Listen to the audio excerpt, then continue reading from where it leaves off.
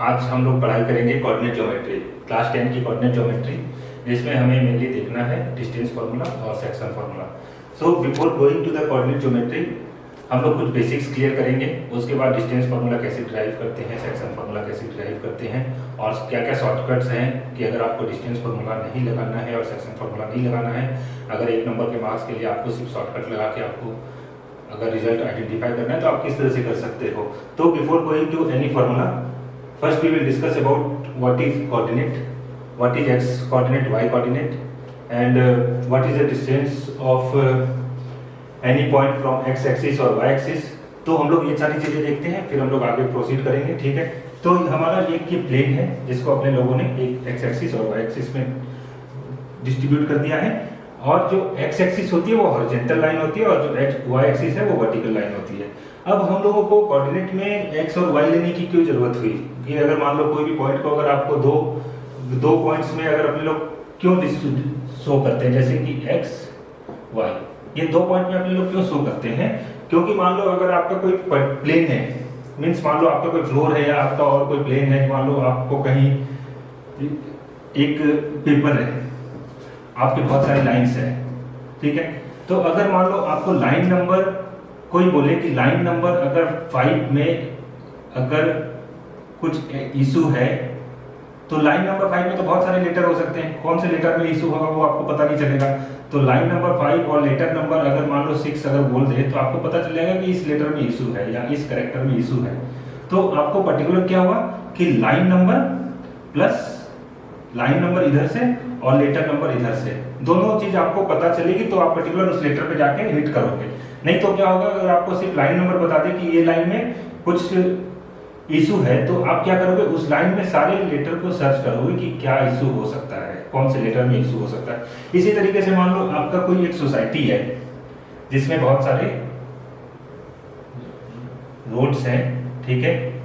अगर उस रोड्स में अगर एज्यूम करो रोड का कुछ नेमिंग नहीं है और जो घर्स है उनकी नेमिंग है, जैसे कि हाउस नंबर 1 2 3 4 5, फिर दूसरे लेन में भी 1 2 3 4 5, फिर 1, इस तरह से करके 5 1 से 5। अब मान लो आपने इंटर की सोसाइटी में, अब आपको पता है कि आपको किसके यहाँ जाना है, ठीक है। अगर आपको पता है कि आपको जो हाउस नंबर है वो 5 नंबर या 4 नंबर में जाना है, लेकिन आपको रोड नहीं पता है कि कौन सी रोड में जाना है, तो आप क्या करोगे, पहले इस रोड में जाओगे, फिर आप 4 नंबर सर्च करोगे, देखोगे कि ये हाउस है कि आपका फ्रेंड का या आपके रिलेटिव का नहीं है, फिर आप उससे निकलोगे, फिर दूसरे हाउस में जाओगे, फिर तीसरे में जाओ, फिर आपको पता चलेगा कि इस हाउस में आपको जाना था। तो आपने क्या किया, सारे 4 नंबर को आपको ट्रेवर्स करना पड़ेगा, तो फिर आप एक्चुअल हाउस में जाओगे। तो आपको क्या पता है, सिर्फ ये हाउस नंबर पता है, या मान लो रोड का नाम है A B C D E। अगर रोड का नाम पता है आपको A B C D E और आपको पता है कि आपके रिलेटिव का जो फ्लैट है वो C नंबर में है, ठीक है। तो अगर आप C नंबर में जाओगे तो C में 5 फ्लैट्स है या 5 हाउस है, तो आपको क्या करना पड़ेगा, एक एक फ्लैट या एक एक हाउस में जाना पड़ेगा आपको अपने रिलेटिव का फ्लैट सर्च करने के लिए।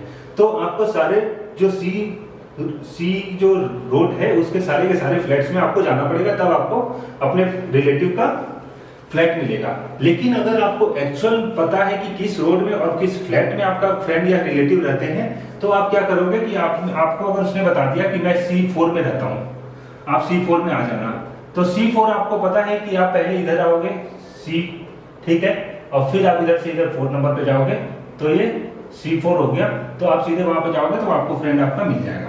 तो ये क्या हुआ, हमने एक हॉरिजॉन्टली भी अगर आपकी सोसाइटी है उसकी स्ट्रीट नेम या फिर अगर उसको आपको पता है और आपका अगर हाउस नंबर पता है तो आप डायरेक्ट उसी हाउस में हिट करोगे, नहीं तो आपको सारे के सारे हाउस और फ्लैट आपको ट्रेवर्स करना पड़ेगा।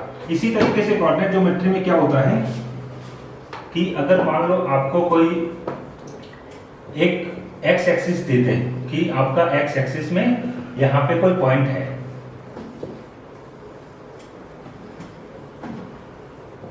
सिर्फ अगर आपको कोई पॉइंट दिया हुआ हो जैसे कि 3 नंबर पॉइंट है एक्स एक्सिस पे, तो एक्स एक्सिस का 3 क्या हुआ, यहाँ पे 3 हुआ, तो ये 3 यहाँ पे भी हो सकता है, यहाँ पे भी हो सकता है, यहाँ पे भी हो सकता है, यहाँ पे भी हो सकता है, ये लाइन में कहीं पे भी ये 3 हो सकता है। तो आपको पूरा देखना पड़ेगा कि वो लाइन में कहां पे है। या फिर आपको y एक्सिस सिर्फ दिया हो पॉइंट का 2 दिया हो कि 2 होगा, वो y एक्सिस का पॉइंट है 2। तो अगर आपको 2 दिया हुआ है तो आपको देखना पड़ेगा कि ये 2 अगर y एक्सिस पे 2 यहाँ पे है तो ये 2 यहाँ पे भी हो सकता है, यहाँ पे भी हो सकता है, यहाँ पे भी, यहाँ पे भी, किधर भी 2 हो सकता है जो कि y इक्वल टू 2 सेटिस्फाई कर रहा है। तो आपको पूरा का पूरा ट्रेवर्स करना पड़ेगा। लेकिन अगर आपको अगर 3:2 दिया हुआ हो तो आपको पता है कि फर्स्ट नोटेशन x एक्सिस की होती है और ये y एक्सिस की होती है, ठीक है। तो आपको 3:2, तो आप पहले x एक्सिस में जाओगे 3, ठीक है, और y एक्सिस में जाओगे 2। तो 2 और 3 ये पॉइंट आपको पता चल गया कि ये पॉइंट आपका 3:2 है। तो इसलिए हमें कोऑर्डिनेट की यूज होती है कि अगर आपको कोई प्लेन या फिर आपको और कोई, जैसे आप रोड पे जा रहे हो, आप गूगल मैप यूज करते हो तो उसमें लैटिट्यूड लॉन्गिट्यूड के हिसाब से वो गूगल सर्च करता है। आपका फ्रेंड अगर आपको अपना एड्रेस या लोकेशन शेयर करता है तो आप जब देखोगे उसको यूज करोगे तो उसमें लॉन्गिट्यूड और लैटिट्यूड दोनों आता है।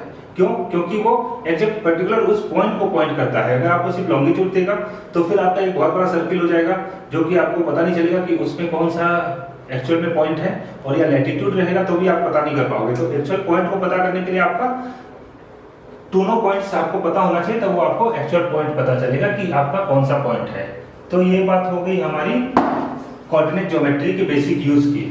अब हम लोग देखेंगे कि कोऑर्डिनेट में ऑर्डिनेट किसको बोलते हैं, एब्सिसा किसको बोलते हैं, या फिर अगर कोई पॉइंट अगर x एक्सिस पे हो तो उसको किस तरह से डिनोट करते हैं, या y एक्सिस पे हो तो किस तरह से डिनोट करते हैं। चलिए अब हम देखते हैं कोऑर्डिनेट या एब्सिसा किसको बोलते हैं। कोऑर्डिनेट या एब्सिसा अगर अपने लोग अगर ये 2D प्लेन में देखें तो कोऑर्डिनेट या एब्सिसा वो होता है जो the distance of any point from the y axis. अगर मान लो ये y एक्सिस है, अपने लोगों को यहाँ पे कोई पॉइंट है, एज्यूम x y, ठीक है। तो ये जो y एक्सिस से जो डिस्टेंस है, ये डिस्टेंस कौन सा हुआ? ये डिस्टेंस हुआ, अगर इसको आप पैरेलली यहां से इसको पैरेलल करो तो ये वाला डिस्टेंस हुआ, ठीक है। तो ये डिस्टेंस हुआ y एक्सिस से, तो इसको अपने लोग कोऑर्डिनेट बोलेंगे। तो इसकी वैल्यू क्या हो गई x, और यहाँ पे अगर ये 4 है तो x इक्वल टू 4। तो अगर ये पॉइंट अगर है मान लो हमारा 4, y, तो इसका कोऑर्डिनेट या एब्सिसा क्या हो जाएगा 4, y। तो इसका कोऑर्डिनेट x कोऑर्डिनेट क्या हो जाएगा 4, ठीक है। इसी तरह से अब हमें देखना है कि y कोऑर्डिनेट या ऑर्डिनेट क्या होता है। The distance of any point from the x axis is called ordinate. अब यहाँ पे जो x एक्सिस से डिस्टेंस है, ये पॉइंट का अगर देखो तो ये डिस्टेंस है, ये डिस्टेंस किसके इक्वल हो गया, ये पॉइंट के इक्वल हो गया, ठीक है। अब यहाँ पे ये जो है ये हमारा ऑर्डिनेट हो गया। अब ये क्या है, यहाँ पे ये 4 है तो y इक्वल टू 4 हमारा ऑर्डिनेट हो गया। तो ये पॉइंट की क्या वैल्यू हो गई 4,4। तो y एक्सिस 4,4 में y कोऑर्डिनेट क्या हो गया 4। तो हमारा x कोऑर्डिनेट 4 है, y कोऑर्डिनेट 4 है। अब मान लो कोई आपको एक पॉइंट है 2:3, 2:3 का x कोऑर्डिनेट क्या हो जाएगा 2, और 2:3 का y कोऑर्डिनेट क्या हो जाएगा 3। ये हो गया हमारा x कोऑर्डिनेट और y कोऑर्डिनेट। अब हमें देखना है कि कोई पॉइंट अगर ऐसा है जो कि x एक्सिस पे है, उसको किस तरह से रिप्रेजेंट करेंगे और उसका कोऑर्डिनेट और उसका ऑर्डिनेट क्या होगा। तो मान लो अगर कोई पॉइंट यहाँ पे है x एक्सिस पे, तो उसको अपने लोग किस तरह से रिप्रेजेंट करेंगे। अगर पॉइंट अगर 5 है तो ये इसका ये पॉइंट को किस तरह से रिप्रेजेंट करेंगे 5, 0। या अगर कोई मान लो एज्यूम करो x अगर कोई पॉइंट है तो यहाँ पे 5 है तो 5, और x अगर कोई पॉइंट है तो x 0। तो x कोऑर्डिनेट पे अगर कोई पॉइंट हुआ तो उसको अपने लोगों को रिप्रेजेंट करना है x 0 से। x का वैल्यू 1, 2, 3, 4 कुछ भी हो सकता है, क्योंकि वो x कोऑर्डिनेट पे माइनस में भी हो सकती है, -1, 2, 3, 4, 5, 6 कुछ भी इंटीजर हो सकता है यहाँ पे।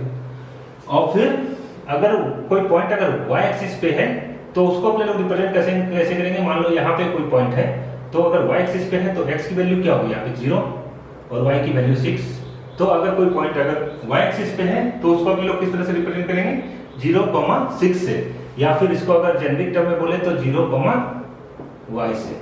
तो x कोऑर्डिनेट के पॉइंट को अपने रिप्रेजेंट करेंगे x0 से और y कोऑर्डिनेट के पॉइंट को रिप्रेजेंट करेंगे y0 से। अब हम लोगों ने यहाँ तक एक बेसिक कॉन्सेप्ट देख लिया। अब आपको ये बात समझ में आ गई कि कोऑर्डिनेट क्या होता है, एब्सिसा क्या होती है, क्यों अपने लोगों को 2D प्लेन में दोनों x और y कोऑर्डिनेट चाहिए। तो ये वीडियो में अभी हम लोग यहीं पे खत्म करते हैं और फिर अब हम लोग नेक्स्ट वीडियो में देखेंगे डिस्टेंस फार्मूला और सेक्शन फार्मूला। अगर आपको यहाँ पे कुछ भी डाउट हो तो आप कमेंट सेक्शन में प्लीज बताएं कि आपको कुछ डाउट है कोऑर्डिनेट से रिलेटेड, तो हम उसको आपको कमेंट में रिजॉल्व करेंगे। और नहीं तो आप अपने दोस्तों से शेयर करिए और लाइक करिए, सब्सक्राइब करिए, जो कि आपको और ज़्यादा इसमें जानकारी मिले और आपको जैसे ही कोई वीडियो अपलोड होगा तो आपको तुरंत उसका पॉपअप आ जाए। Thanks for watching the video.